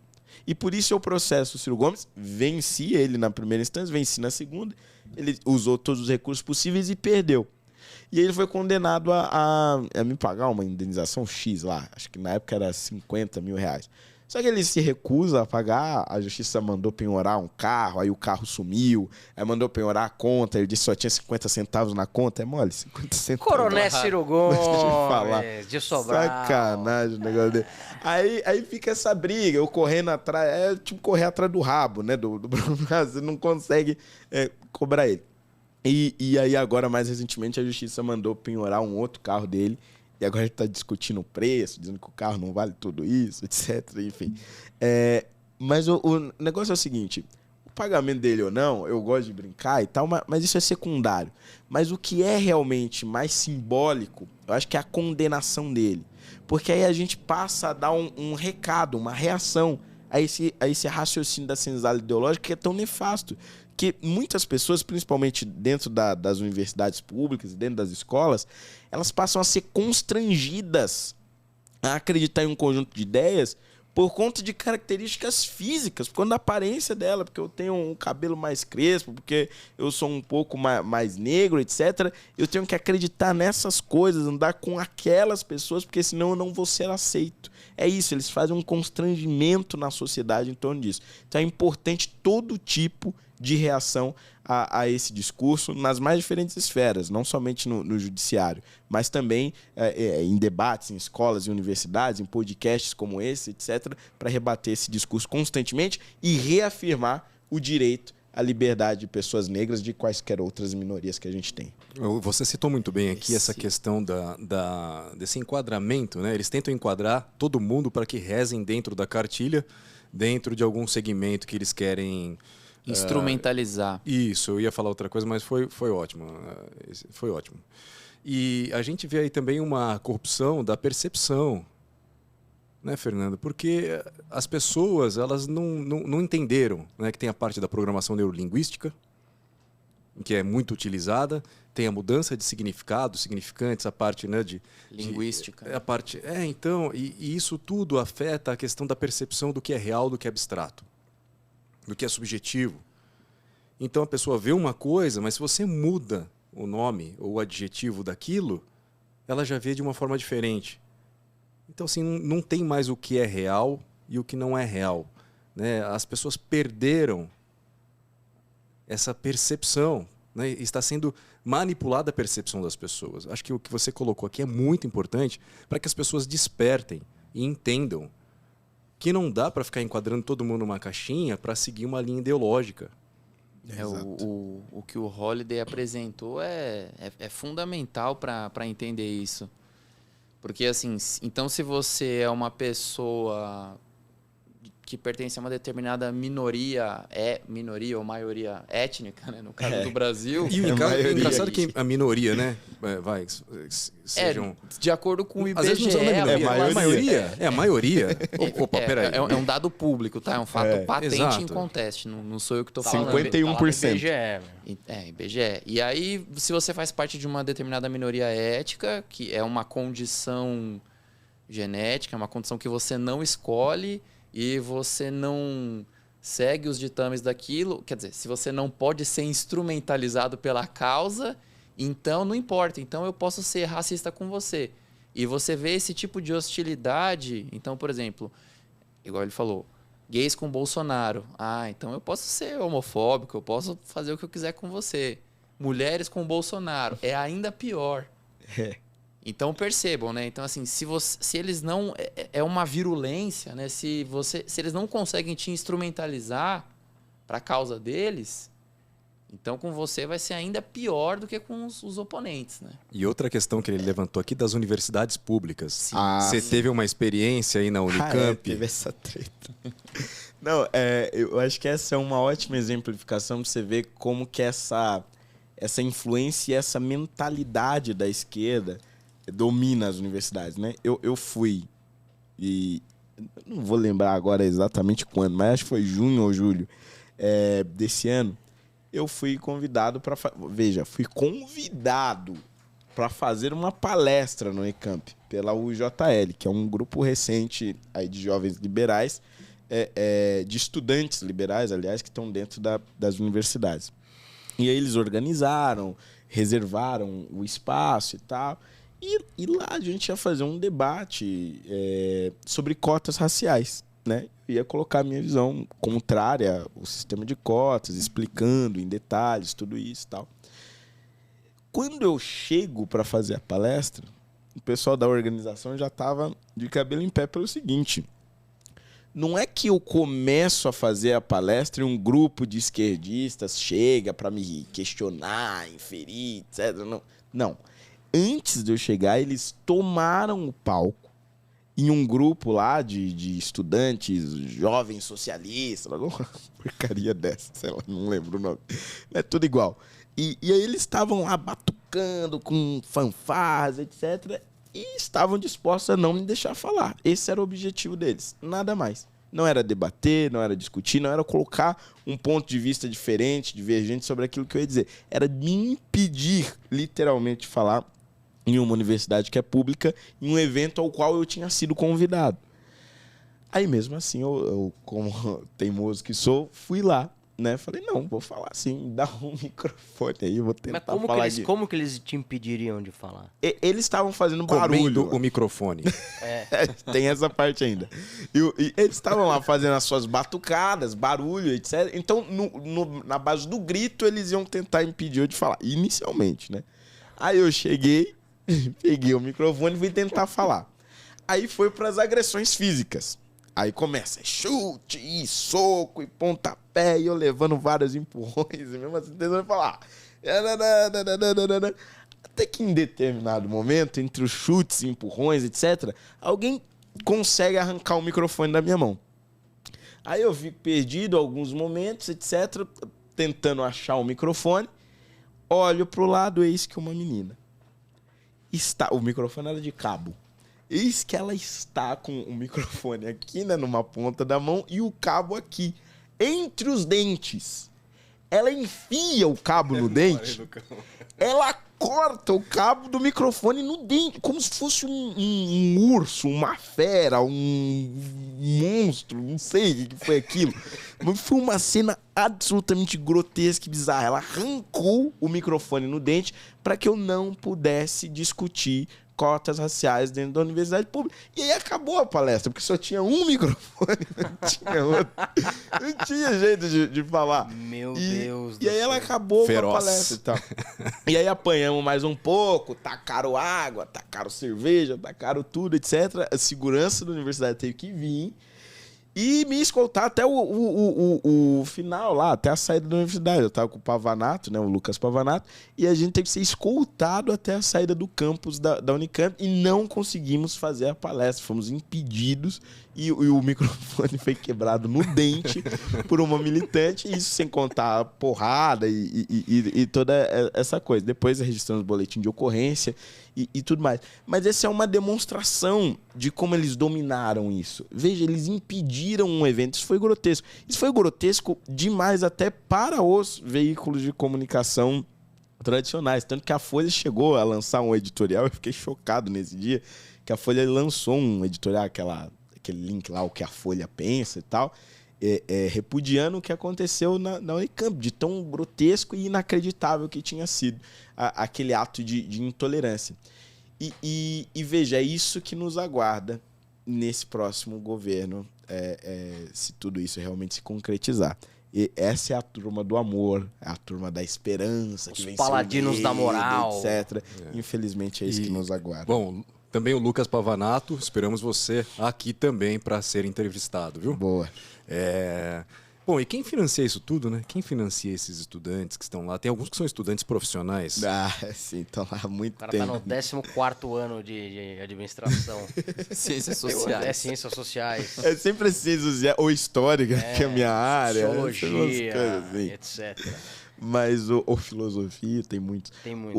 O negócio é o seguinte, essas pessoas são financiadas por partidos de esquerda, a maior parte deles ali naquele caso eram filiados do PCdoB, do PCB e mais algum P, alguma coisa lá. Mas é tudo esses partidos. O mais bonzinho aí já pensou em matar a mãe 2 vezes. À esquerda do Kim Jong-un, né?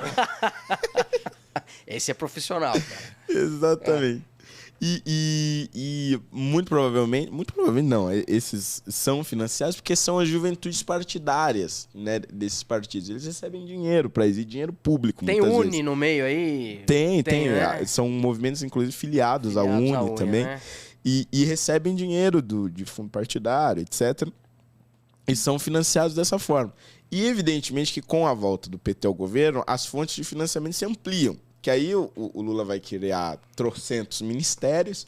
Em alguns desses vários ministérios vão ter várias fontes de verba pública, etc. Como aconteceu com a Uni no governo Dilma Rousseff, esse é um caso que eu gosto sempre de relembrar quando possível. A Uni chegou a receber alguns milhões, não vou lembrar agora os valores exatamente, para construir uma nova sede nacional da Uni. Todo o dinheiro foi pago e a sede não existe até hoje. Veja, não é que eles começaram e a obra parou. A sede não existe. Não há um maldito tijolo lá e todo o dinheiro foi pago para a Uni. Então, veja, eu não posso concluir o meu raciocínio aqui porque eu não tenho provas, mas acho que vocês entenderam onde eu quero chegar. São várias as fontes de recurso quando eles conseguem tomar o poder novamente. E aí esses atos de intolerância vão se multiplicando no nosso país, vão se multiplicando nas universidades públicas, e o cenário do debate público no nosso país, que já está escasso, já está devastado, já está terrível por conta das nossas próprias instituições, tende a piorar cada vez mais. Isso tem um pouco a ver também com aquela questão anticorrupção, né, de restituir os cofres públicos.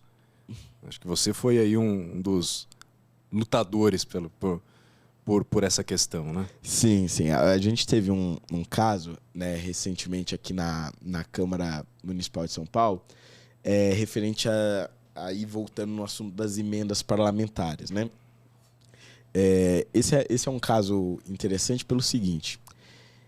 Quando eu fui reeleito vereador agora, esse ano, eu fui procurado por um ex-vereador chamado Zé Turi.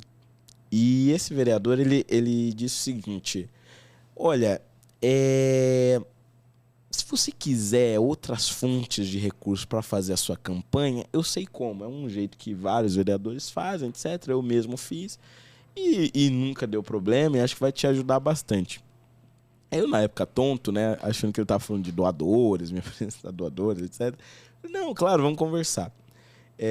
E aí, na verdade, ele me ofereceu um esquema de corrupção, que era o seguinte: as emendas parlamentares, hoje são 5 milhões por vereador, na época eram 4 milhões por vereador, você envia para eventos culturais, e desses eventos culturais a gente superfatura o valor que eles vão custar, e você recebe de volta 40%.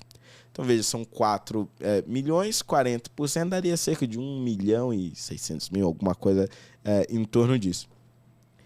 E aí eu fiquei chocado com isso, né? Porque ninguém nunca tinha falado comigo abertamente de esquema, de corrupção e tal. Na época eu já era vereador há 5 anos, hoje sou vereador há 6.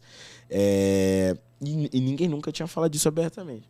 E eu fiquei meio assim, né? Tá, a gente conversa, né? Vamos tratando disso aí depois.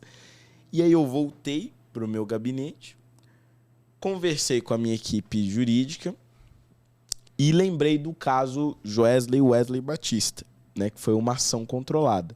Isso é, o sujeito ele fingia querer participar do esquema para conseguir mais provas do esquema, do desvio de corrupção ali. E aí a minha equipe jurídica falou: realmente acho que pode ser o caso. Procuramos o Ministério Público e o Ministério Público concordou conosco. Né, prestei o meu depoimento, etc. E um juiz autorizou a ação controlada. E eu voltei a conversar com esse cara, e desta vez gravando as conversas. Falei: não, vamos embora, vamos pra frente, vamos entender como é que funciona esse esquema.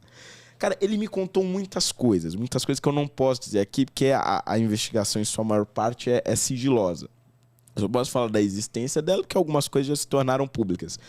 Mas os detalhes da conversa ainda não, das conversas, né? Eu conversei com empresários, com funcionários da prefeitura, funcionários concursados, funcionários comissionados, etc, etc. E o que resume toda essa história, né? E o que descobrimos, e acho que esse é um escândalo que vai estourar aí, espero eu, no próximo ano aqui em São Paulo. Há uma máfia de emendas na cultura de São Paulo. E se há na cultura de São Paulo, certamente há em outros lugares. Mas o negócio é o seguinte: eles não só dominaram a cultura de maneira ideológica, mas é de lá que eles tiram boa parte do dinheiro. Pelo seguinte, quando você contrata um artista com dinheiro público, você não tem licitação. Então, porque não é possível você precificar um artista, né? O João da Viola pode valer... É uma das situações onde a licitação é dispensada. Exatamente, é dispensado. O João da Viola pode valer 10 mil reais, como pode valer 30 mil, etc. Então, nessa dispensa da licitação do cachê, eles jogam o valor do cachê do artista lá para as alturas. E aí eles conseguem tirar cerca de 40%, pelo menos neste caso, era cerca de 40% do valor. E esse dinheiro que volta, ele pode servir para várias coisas. Ele pode servir só para o cara enriquecer, como parecia ser este o caso, Mas ele pode servir para eu financiar grupos políticos, ele pode servir para financiar militâncias, ele pode servir para financiar outros artistas que vão passar, de certa forma, a divulgar a mensagem política que eu quero, a mensagem política que eu defendo, ou o candidato que eu defendo. E nesse processo todo eu vou recebendo uma comissãozinha ali no meio do caminho. E aí eu tive essas conversas por cerca de 2 meses até que o Ministério Público me orientou a parar, porque não tinha como eu conseguir mais provas sem continuar, sem avançar no esquema, né? Então eu não cheguei a mandar nenhuma emenda, mas a conversa ela virou até o momento de fazer o envio do dinheiro, né? Aí quando chegou esse momento que não dava mais para avançar, aí a gente encerrou a minha participação nas investigações. E claro que isso demora, leva um tempo e tal, e até hoje ainda nós não tivemos nenhuma busca e apreensão, nenhuma... Ninguém foi preso? Ainda não, infelizmente. Essas pessoas estão todas soltas, apesar de confissões gravadas, enfim. Mas o que eu quero dizer é o seguinte, apesar de não poder entrar muito nos detalhes por enquanto, fato é que eles utilizam recurso público e utilizam a estrutura pública para se enriquecer e para financiar a sua mensagem política, que é espalhada pelo meio cultural. Então a gente precisa encontrar formas de controlar isso melhor. O governo Bolsonaro tinha tido um sucesso muito grande, e eu comemorei essa medida, que foi a da redução do teto da Lei Rouanet, né, que era um negócio astronômico, infelizmente parece que vai voltar a ser, e ele tinha estabelecido um teto que estimulava a Lei Rouanet a incentivar realmente o pequeno artista, aquele que está começando, e não os grandes artistas. Não quem não precisa, né? E não quem não precisa. E que é uma coisa que a gente não tem aqui em São Paulo ainda. Estou tentando colocar esse limite, mas, claro, é muito difícil, né? Porque não atende a muitos interesses. Mas esse é justamente o ponto. A gente precisa encontrar mecanismos de continuar incentivando aquela pessoa que realmente faz um trabalho cultural importante, que não utiliza isso de forma política ou de forma a doutrinar as pessoas por meio da cultura, aí, com a utilização de dinheiro público, e, da mesma forma, respeitando o dinheiro das pessoas. Esse é o nosso grande desafio hoje. E, claro, se isso acontece em São Paulo, isso acontece em outros lugares do Brasil. E, por conta disso, eu tive que andar com colete à prova de balas aqui na cidade de São Paulo durante meses. Ainda tenho escolta em determinados dias e a depender dos lugares onde eu estou na cidade, escolta da GCM, porque algumas das pessoas investigadas tinham envolvimento com organizações criminosas. Alguns até chegaram a ser investigados por envolvimento com o PCC. Então, quer dizer, é um esquema que vai muito além, né? E é uma pena que a gente tenha isso na maior cidade do país, que deveria ser aí um exemplo, né, para outros municípios e para outros governos. Você falou o nome do deputado? Zé Turim. Zé Turim. Exatamente. Esse cara tá legislando ainda? Não tem mandato. Você nunca mais encontrou com ele? Não, graças a Deus, não espero encontrar tão cedo. Cara, meu Deus do céu, se ele encontrar você, ele vai querer matar você, né? Vai. Não. Se eu passar pela região dele, eu boto colete de novo. Então tá bom. Pelo amor de Por Deus. favor. Não, nem vá. Que Deus olhe por ti. Que Deus olhe por ti. E Cristo sempre olhe por ti. Amém. E por todos que querem fazer desse Brasil um país melhor, um país justo, um país onde a gente possa ter orgulho dos nossos políticos, onde a gente possa ter orgulho da nossa bandeira, onde a gente sempre, André, onde a gente vá, a gente possa ser o porta-voz da nossa nação, do nosso país. A gente tem, Lucas, a gente precisa trazer isso de volta. E, Fernando, você é uma liderança. Você é uma liderança e muitos vão confiar a ti. E eu sei que esse não é um peso que você vai levar e carregar sozinho. Porque a nação brasileira, eu estive nas manifestações, eu vejo a sede das pessoas por justiça. Eu vejo a sede das pessoas por querer um local onde a gente possa ter paz, ter amor, criar as nossas famílias, nossos filhos, ter as nossas famílias convivendo em paz. Então, esse recado, acho que das ruas, não só com a indignação do que acontece na questão judiciária e tudo mais, que a gente não pode falar aqui, mas é um pedido de socorro para todos nós e para você que tem essa missão. E eu acredito que você tem uma missão que Deus te deu, porque você foi o vereador mais jovem. Exatamente. Da história de São Paulo. Da história de São Paulo. Parabéns, muito bom. Valeu. Você entende que seu caminho, se Deus quiser, é longo. Amém. E que ele seja bonito, que ele seja transparente, sempre honesto, carregando a questão do caráter, né?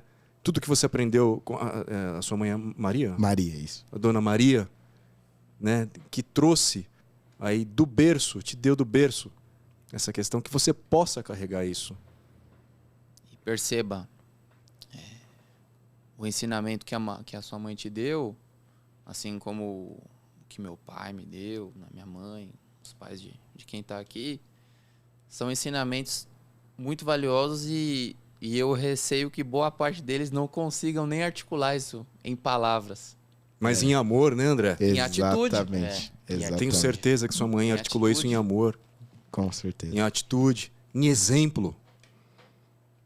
Então, que possamos ter exemplos, possamos ter novos ídolos no sentido não de idolatrar, mas assim, de referências. Pronto, achei a palavra. Boa. Possamos ter referências. Falar, poxa, aquele cara, uma referência. Né? É disso que o Brasil está carecendo. Então, nossos amigos aí de casa, aqui vamos encerrando mais um episódio do Parlacast e que eu quero deixar essa mensagem de paz, de amor, de tranquilidade, mas que todos se levantem e façam que nós possamos ser esse exército aí de Cristo, porque o anticristo já levantou o exército dele. Então nós possamos ser o exército de Cristo. Fernando, obrigado. Eu que agradeço. Muito obrigado. E se você puder dar uma mensagem para os nossos telespectadores. Antes dele falar, deixa eu também agradecer a presença dele, Fernando Holliday, em todos os eventos do Parlatório. Já participou de alguns, né? Verdade. Podcast é o Já. primeiro, mas tinha certeza que você estaria aqui em breve, né? E te agradecer muito pela sempre disponibilidade Verdade. e por estar do nosso lado nessa luta pela liberdade. É o que nós mais fazemos aqui. Lutar por liberdade. Liberdade é essa que nos está sendo tolhida e deixar um negócio muito claro aqui. Perto do AI-5, né? Aliás, perto do AI-5 não. Ou melhor, o AI-5 foi doce perto do que estamos vivendo e do que pode chegar aí muito em breve. Espero que não. Eu ainda tenho esperança, mas enfim. Te agradeço muito pela presença, cara. Valeu, gente. Muito obrigado. Foi um prazer estar com vocês aqui no Parlacast. Espero que esse podcast cresça cada vez mais. E dizer aí para quem está nos acompanhando que realmente o momento que a gente está vivendo é muito trágico, muito triste para as nossas liberdades, para a nossa democracia. Mas a gente demonstrou nos últimos anos que nós conseguimos transformar o improvável, ou muitas vezes até o impossível, em realidade. Se nós nos unirmos, se nós deixarmos de lado as nossas diferenças e colocarmos o Brasil realmente como nosso principal objetivo e como nossa principal bandeira. Então é isso, gente. Vamos driblar este jogo, vamos ultrapassar essas barreiras, colocando o Brasil e a nossa bandeira à frente de tudo isso, que lá na frente Deus vai nos ajudar, eu tenho certeza. Não desistam. Jamais. Obrigado, Fernando. Valeu. Obrigado. E obrigado aos nossos Vinícius aqui que estão por trás das câmeras aqui. Vinícius Porfírio e Vinícius Vinícius Pereira. Pereira. Isso. Obrigado, viu? Obrigado, gente. Muito obrigado, Fernando. Gratidão. Valeu. Abraço. Muito bom.